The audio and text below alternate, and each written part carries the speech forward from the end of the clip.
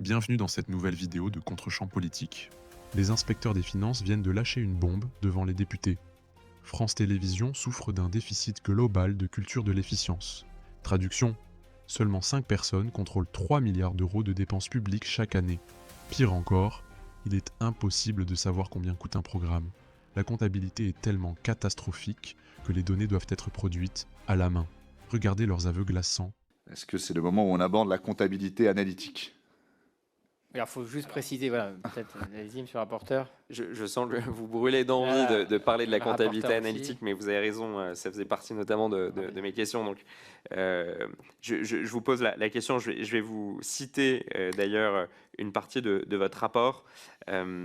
Vous parlez, alors en introduction, vous critiquez un déficit global de culture de l'efficience chez France Télévisions. Avant de parler à proprement parler de cette comptabilité analytique, pour parler de la culture de l'efficience et de ce déficit global de culture de l'efficience, sur quel point factuel est-ce que vous appuyez pour pouvoir l'exprimer? Est-ce que vous pouvez nous donner des exemples concrets et les plus chiffrés, si possible?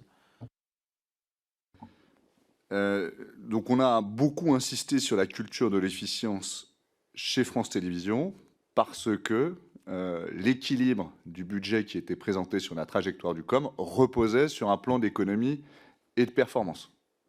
Donc sans culture de l'efficience, c'était sûr que ces 200 millions, dont seulement 50 millions étaient documentés au moment où la mission a travaillé, pouvaient très difficilement être atteints. Donc encore une fois, c'était essentiel de renforcer cette culture de l'efficience. Alors pourquoi est-ce qu'on a conclu à un déficit de culture d'efficience? Je mettrai 3 points en avant. Des équipes qui sont en charge du suivi et des mesures d'efficience qui étaient trop limitées.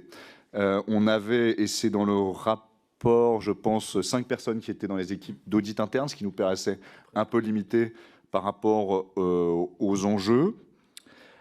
Deuxièmement, on a regardé les tableaux de pilotage qui étaient utilisés par les dirigeants de France Télévisions, qui étaient assez riches, mais qui ne comprenaient pas une partie significative qui était centrée sur les mesures d'efficience. Or, on sait bien que dans toute grande structure, si au niveau de la direction, on ne suit pas de près ce genre de mesures, généralement, ça n'avance pas énormément dans le reste de la structure. Et troisième point, j'y reviens, c'était une comptabilité analytique qui était pas facile à exploiter. Et qui dit comptabilité analytique pas facile à exploiter, dit difficile de pouvoir vraiment détourer des endroits où on veut faire des économies. Je vous remercie pour votre réponse. Je rebondis sur le nombre de personnes à l'audit interne. France Télévisions est un groupe de 9000 employés. Vous le disiez, chaque année, ils dépensent à peu près 3 milliards d'euros. Est-ce que, 5 personnes à l'audit interne pour des chiffres aussi importants, ça me paraît quand même très interpellant. Est-ce que vous pourriez peut-être nous faire une comparaison sur d'autres entreprises publiques que vous avez pu avoir en étude? Sur 9000 employés et un tel budget, quel devrait être le nombre attendu d'une équipe d'audit interne? Alors encore une fois, il faut toujours remettre ça dans le contexte de quels sont les enjeux pour l'entreprise en question. Là encore une fois, j'insiste sur le fait que les plans d'économie étaient centrales dans la trajectoire financière de l'entreprise, et donc il fallait mettre des moyens particulièrement importants pour pouvoir réaliser ces économies. Nous n'avons pas étudié d'entreprises comparables, ni leur équipe d'audit. Je regarde mes collègues de l'inspection générale des finances. Effectivement, ça paraît un peu léger, mais ensuite, on ne va jamais trouver dans des équipes d'audit interne ou dans des inspections générales, on ne trouvera jamais des centaines de personnes non plus. Sandra, peut-être, non?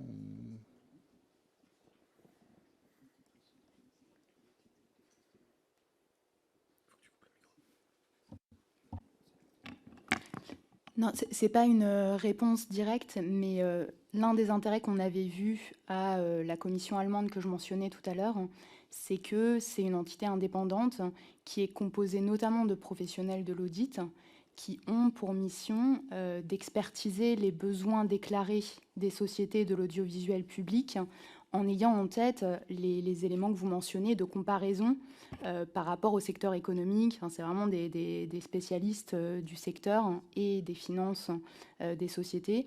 Et donc voilà, nous, ça nous semblait aussi intéressant de pouvoir faire intervenir des acteurs tiers dans la perspective d'expertiser l'état financier des sociétés et leur capacité à tenir des trajectoires qui leur seraient fixées par leur tutelle. Merci pour vos réponses. Pour continuer sur le thème de la comptabilité analytique et parfaitement comprendre votre constat, dans votre rapport et dans votre proposition donc du rapport de mars 2024, c'est la 4e proposition, vous expliquez, je cite, il faut améliorer les outils de comptabilité analytique en distinguant notamment la composante masse salariale par type de contenu. Lorsque Delphine Ernotte a été auditionnée le mercredi 10 décembre, elle nous a expliqué, je lui ai posé une question sur le sujet, notamment sur votre rapport. Et bon, elle nous a expliqué que tout allait bien et qu'ils avaient bien chez France Télévisions une comptabilité analytique, qu'elle ne souffrait d'aucune difficulté d'exploitation. Vous nous expliquez que cette comptabilité analytique, malgré tout, est extrêmement difficile à exploiter. Est-ce que vous pouvez nous préciser ce qui pourrait être amélioré dans la comptabilité analytique de France Télévisions et pourquoi aujourd'hui elle est difficile à exploiter? Alors, aujourd'hui, France Télévisions dispose d'une comptabilité métier et d'une comptabilité par nature. Donc, on a un certain nombre de métiers, ça va être sport, information, proximité et autres, où on sait combien d'argent est dépensé par métier. On a une comptabilité par nature, où donc on va avoir les charges de personnel, les achats, l'immobilier et autres qui existent. Toutefois, c'est là où on trouve un peu des sujets pour notamment les missions de l'Inspection générale des finances ou de la Cour des comptes. Les outils de comptabilité interne permettent difficilement de croiser les deux et donc d'éclater aussi finement qu'on le voudrait l'ensemble des métiers par nature ou inversement nature par métier. Donc si on voulait facilement, par exemple, se dire combien coûte tel programme, combien coûte telle chaîne, tel format ou tout autre élément d'analyse chez France Télévisions, c'est difficile. Pourquoi c'est difficile ? Ça s'explique pour 2 raisons principales. Donc on a des limites dans les systèmes d'information comptables entre des entités du groupe France Télévisions. Notamment, on a toute une unité qui produit des contenus, qui s'appelle la Fabrique, dont les coûts ne sont pas décomposés par nature de charge dans la comptabilité générale de l'entreprise. En gros, du fait du croisement des systèmes d'information comptable qui ne sont pas les mêmes entre la Fabrique et le reste du groupe, on a une perte d'information au moment de la consolidation des comptes. Deuxième point, on a des outils de suivi des activités des salariés qui ne permettent pas de rattacher systématiquement le temps de travail à un objet particulier. On prend un exemple qui va parler à tout le monde. Un journaliste ne dit pas heure par heure sur quel sujet il travaille, alors qu'il peut parfois travailler pour un programme, puis pour un autre, pour une chaîne ou pour une autre, un peu plus rarement.